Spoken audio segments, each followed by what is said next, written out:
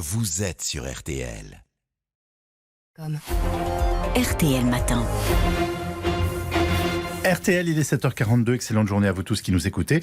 Amandine Bégaud, vous recevez ce matin Clémentine Autain, députée France Insoumise de Seine-Saint-Denis. Avec Clémentine Autain, les députés RN ont donc voté hier la motion de censure déposée par la NUP.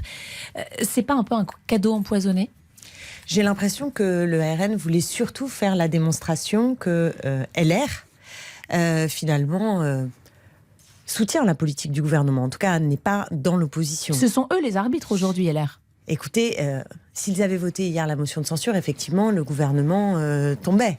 Mais le fait politique le plus important, c'est de se rendre compte que nous avons un gouvernement qui agit par le coup de force, en se drapant derrière la Constitution, puisque vous avez vu qu'Elisabeth Borne a carrément dit « au blocage, nous répondons Constitution », et qui, au fond, s'accroche au pire de la Ve République pour imposer aux Français un budget qui n'a pas de majorité dans le pays. On est, je pense, un des seuls pays de l'Europe occidentale à fonctionner comme ça, c'est-à-dire à avoir un gouvernement qui n'a eu qu'un quart des suffrages et qui veut imposer à tous. Sauf que c'est le fonctionnement de nos institutions, ça c'est... Mais vous croyez pas que c'est ça qui va pas ? Moi j'ai l'impression qu'on est dans une Ve République qui est en état de pourrissement.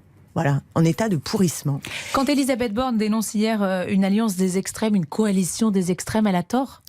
Ben oui, d'abord, il y a une petite musique qu'on entend en permanence, c'est que la NUPES, ce serait l'extrême gauche. Vous savez que ça existe, l'extrême gauche dans le pays, ça a une stratégie. C'est par exemple Lutte ouvrière, le NPA, et au fond, ce qui caractérise l'extrême gauche, c'est de penser que par la mobilisation populaire, on va pouvoir transformer les choses, voire mettre à bas le capitalisme. C'est pas ça votre objectif quand vous organisez les marches contre la vie chère, par exemple, c'est pas ça ? Notre objectif, et vous le savez, c'est de prendre le pouvoir, et nous nous présentons au suffrage en essayant de constituer, par le biais de la NUPES, une coalition qui nous permette de gouverner.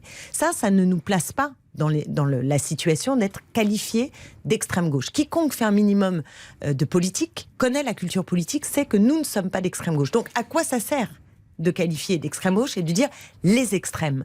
Ça sert à c'est brouiller... de vous renvoyer dos à dos ? Non, c'est plus grave que ça, c'est pas renvoyer dos à dos, c'est brouiller encore plus le paysage politique. L'extrême droite et nous, vous le savez, nous avons des projets politiques, des visions de la société qui sont quasiment en tout point opposées. Nous voulons partager les richesses, ils veulent opposer les plus pauvres et le monde populaire les uns contre les autres. Ils ont l'obsession migratoire, nous avons l'obsession du climat.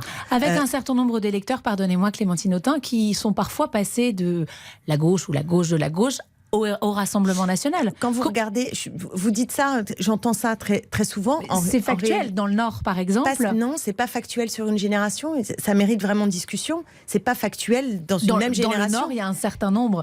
Non, il y a un certain nombre qui effectivement ont pris l'habitude. De gauche qui aujourd'hui vote Rassemblement national. Oui, mais ça s'est pas fait. Ça s'est pas fait d'un coup. C'est quelque chose d'assez lent en réalité dans l'histoire politique. Donc il n'y a pas un passage aussi simple comme ça. En revanche, il y a bien trois pôles aujourd'hui, c'est-à-dire celui qui gouverne et qui est minoritaire et qui agit par le coup de force, l'extrême droite qui est menaçante, et on le voit aussi avec la victoire de Meloni en Italie, et nous qui représentons le seul espoir émancipateur dans ce pays. Et c'est pourquoi j'appelle toutes celles et ceux qui nous écoutent, qui sont lassés de la politique, et je peux le comprendre.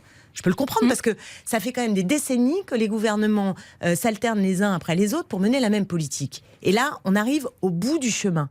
Au bout du chemin, avec une crise du régime politique, une Ve République qu'il faut franchement mais on fait quoi, modifier. Vous déposez des motions de censure qui n'ont pas ou peu de chances de passer, puisqu'on le voit, vous ne votez pas par exemple celle du Rassemblement national, LR ne vote pas. Ouais, enfin, attendez, ça fait 4 mois. Mais je suis pas d'accord avec vous. Ça fait 4 mois seulement que cette nouvelle législature est ouverte et vous avez déjà un gouvernement qui a 50 voix près et en passe d'être carrément mis en minorité par une motion de censure. Donc vous dites quoi aux Français ? Moi j'estime que là, franchement, c'est chaud bouillant. Voilà, il y a quelque chose qui ne va pas.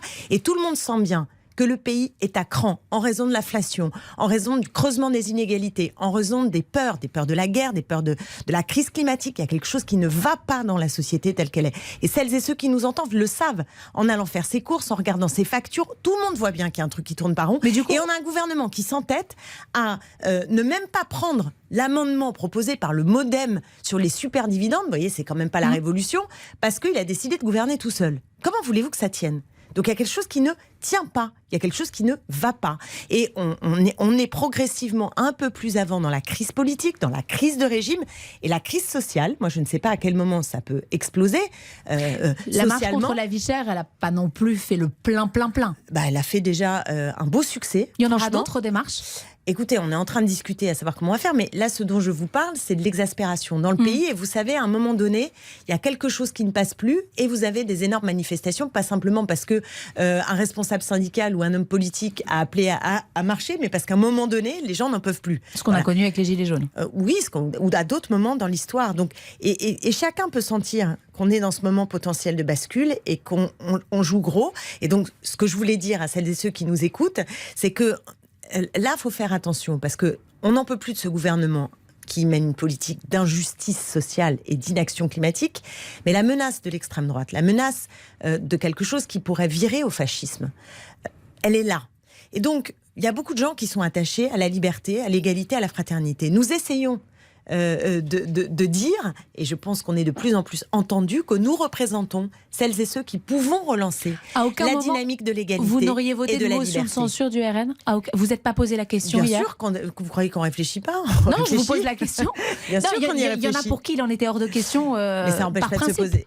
Oui, il y a des principes. Et c'est aussi parce que nous avons écouté ce qu'a dit Marine Le Pen, nous avons lu aussi ce qu'il y avait dans sa motion. Parce que dans les commentaires, j'ai lu, mais je suis tombée de ma chaise, j'ai lu la motion de censure est très consensuelle, celle de l'extrême droite. Il y est question de crise migratoire et sécuritaire. Vous trouvez ça très consensuel ? Moi, j'estime que c'est un point de vue politique. Elle dit l'urgence, c'est l'alternance. L'alternance, c'est pas votre urgence à vous ? Elle a dit plein d'autres choses hier, absolument épouvantables sur le fond politique, qui est vraiment un ramassis de propos qui sont des propos de nature à engendrer la guerre civile dans notre pays. Voilà le projet de l'extrême droite. Je l'ai bien écouté hier, Marine Le Pen. Donc, l'idée qu'on ferait par une astuce en disant les extrêmes, vous voyez, ce qu'a dit Elisabeth Borne hier, c'est l'alliance des extrêmes, une alliance contre nature. Il n'y a pas d'alliance des extrêmes, il n'y aura pas de projet commun.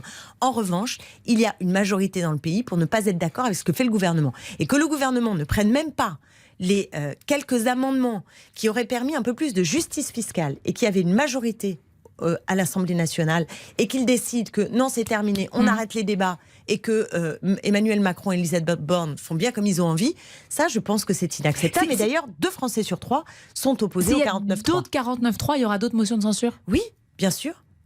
Vous évoquiez à l'instant le pouvoir d'achat. À propos de salaire, j'imagine que vous avez bondi hier en découvrant les conditions de la prolongation du contrat de Kylian Mbappé au PSG. Le Parisien avance le chiffre de 630 millions d'euros sur 3 ans. Le club a un peu nuancé hier soir. Ça vous choque ? Oui, ça me choque, mais le salaire de M. Pouyanné me choque. Là, c'est 12 fois le salaire de Patrick Pouyanné. Oui. Mais ce que je veux juste dire, c'est que il y a un moment donné où on est à un stade d'indécence, d'immoralité qui dépasse l'entendement. Donc, je ne vois pas d'autre solution que l'encadrement. C'est-à-dire qu'à un moment donné, il faut encadrer les revenus et les salaires. Et ça, je pense que ça devrait être un débat assez majeur dans notre pays. Vous êtes plus choqué par Kylian Mbappé ou par le patron de Total ? Les deux, j'ai envie de vous dire. En réalité, les deux. Alors, peut-être, ce qui me choque chez M. Pouyanné, c'est qu'il dirige une entreprise avec des salariés à qui, en gros, ils demandent de continuer avec le même salaire, y compris quand ils embauchent chez Total, quand ils redistribuent chez Total 2,6 milliards de dividendes. Donc ça me choque parce qu'il décide... Dans le cas d'Mbappé, c'est 170 millions d'euros dans les caisses de l'État, de cotisation, d'impôts. Non, mais je suis pas du tout en train de vous dire... C'est le plan gouvernement, par exemple, pour la pédiatrie annoncé ce week-end. Mais vous savez que chez Total, ils ne payent pas d'impôts ? Ils ne payent pas d'impôts en France ? Une partie. Non. Pas la majorité. Non, c'est pas la majorité. Non. Alors là, je vous invite vraiment à regarder dans le détail, parce qu'il y a une enquête tout à fait lumineuse faite par l'Obs cette semaine, et allez voir précisément. Patrick Pouyanné paye ses impôts en France.